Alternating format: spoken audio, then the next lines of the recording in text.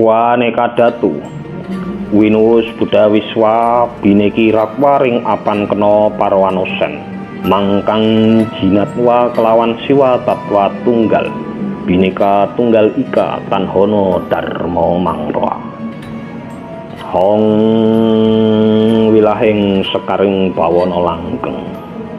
Om Swastiastu. Rahayu Rahayu Rahayu Sagung dumadi ingkang sayekti. Salam sejahtera untuk semua sedulur, untuk semua saudara sebangsa setanah air Indonesia Nuswantara dimanapun berada. Pada episode ketiga, selain kita mengerti wahana pengajaran Tuhan Yang Maha Esa untuk manusia, juga terdapat mantra dan penjelasan awal mula Gama Tirta ini tergelar di jagat raya. Tapi sebelumnya di subscribe dulu channel Sancaya ya, dan jangan lupa dijempol lagi. Selamat mengikuti sampai selesai. Dan untuk mendukung channel Sancaya, saya berharap komentar-komentar positif dari saudara, dari sedulur semuanya. Dan jika ada pertanyaan mengenai konten yang dirangkum, bisa ditulis dalam kolom komentar. Terima kasih. Secara etimologi, serapan dari banyak bahasa dan kebudayaan, dewa atau dewi bisa diartikan sebagai cahaya suci yang membawa petunjuk Tuhan Yang Maha Esa, Ida Sang Hyang Widiwasa. Dan arti yang lain juga sebagai makhluk-makhluk dari cahaya suci utusan Tuhan yang membawa pengajaran dari Tuhan Yang Maha Esa atau Ida Sang Hyang Widiwasa untuk manusia di dunia. Sedangkan Sang Hyang itu sendiri memiliki makna personalitas yang terkait dengan keberadaan spiritual yang tidak terbatas ruang dan waktu, serta dimuliakan atau mendapat penghormatan yang khusus. Dalam Gama Tirta, melalui terjemahan dan penafsiran dari Lontar Tatwa Agama 3, dilanjutkan kisahnya. Sang Hyang Parameswara kemudian mengutus semua pengikutnya bersama turun ke Marcapada.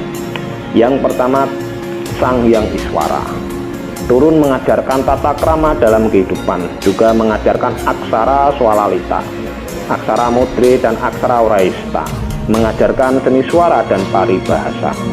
Penafsirannya, jika manusia belajar dan menjaga tata krama dengan sesama, belajar tentang bahasa dan aksara, mengetahui asal-usul jati dirinya, juga belajar mengolah ucapan dengan rasa dan nalarnya melalui sastra dan seni, akan mampu menguasai kehidupan yang dijalaninya. Karena Sang Hyang Iswara sendiri dalam Dewata Nawasanga merupakan penguasa arah timur laut dan dilambangkan dengan warna putih, yaitu simbol dari cinta kasih. Kemudian yang kedua, Sang Hyang Brahma turun menjadi guru pandai besi, mengajarkan segala bentuk senjata dan yang terlihat berkilauan.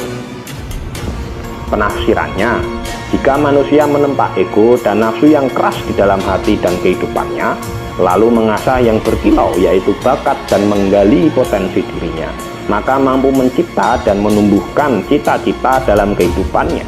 Karena Sang Hyang Brahma itu sendiri memiliki kemampuan dalam mencipta, dan kata Brahma memiliki arti yang tumbuh, yang berkembang, yang berevolusi, yang bertambah besar, juga yang meluap dari dirinya. Dan dalam beberapa sumber, Brahma diidentikan dengan nama Agni atau api. Kemudian yang ketiga, Sang Hyang Wisnu pun turun mengajarkan tentang kasukman, tentang keagungan, segala yang berhubungan dengan pemerintahan, menjadi raja yang hebat dalam memimpin dunia dan disegani rakyat. Penafsirannya, manusia yang mengerti tentang jiwa, tentang atma atau tentang roh yang menempati tubuh kita.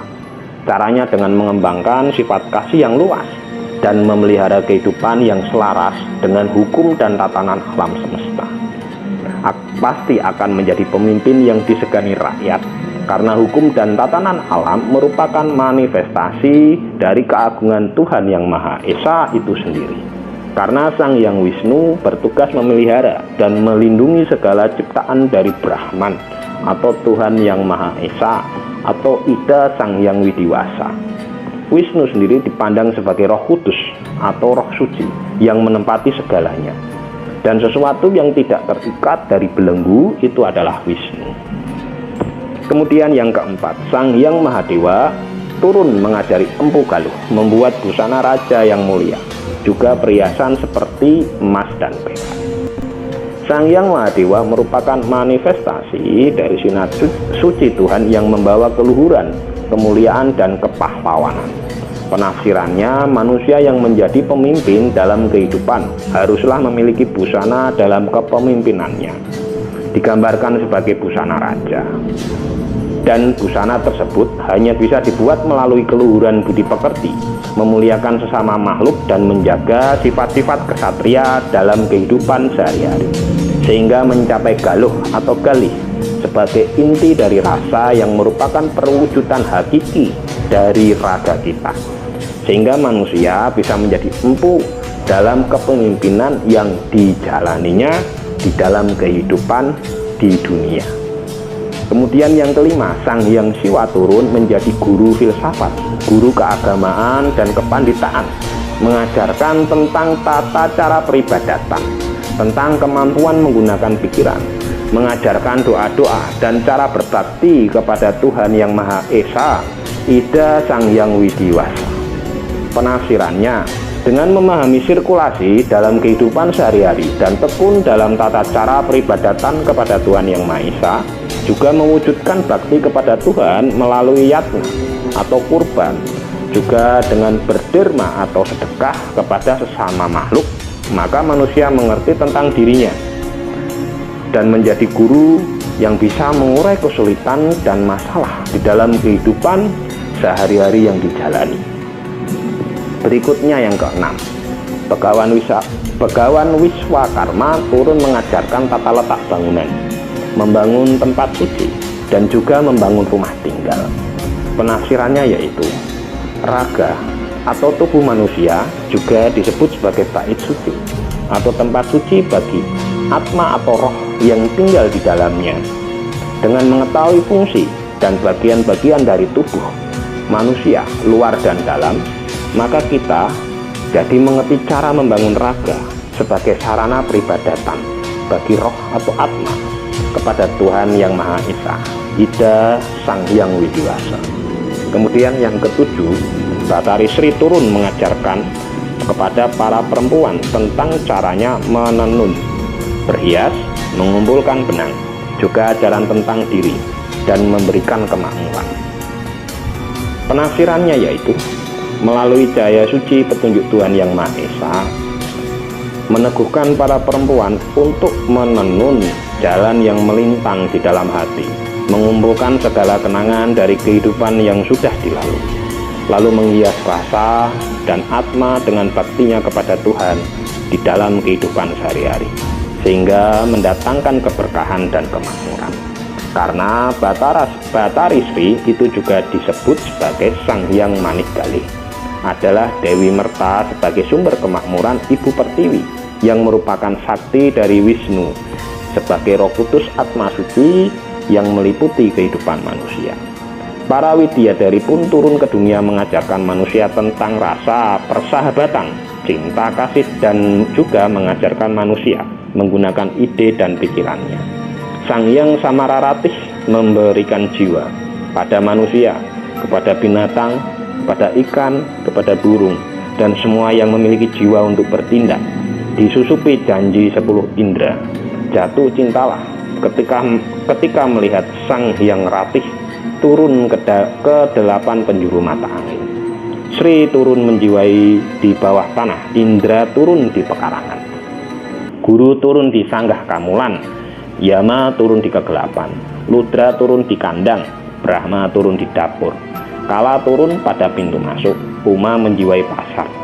Demikian gambaran para dewata turun ke dunia menyusup ke dalam diri manusia, yang tak lain adalah cahaya suci petunjuk Tuhan Yang Maha Esa atau Ida Sang Hyang Widiwasa itu sendiri, yang mengajar kepada manusia untuk membangun kehidupan di dunia fana marca pada.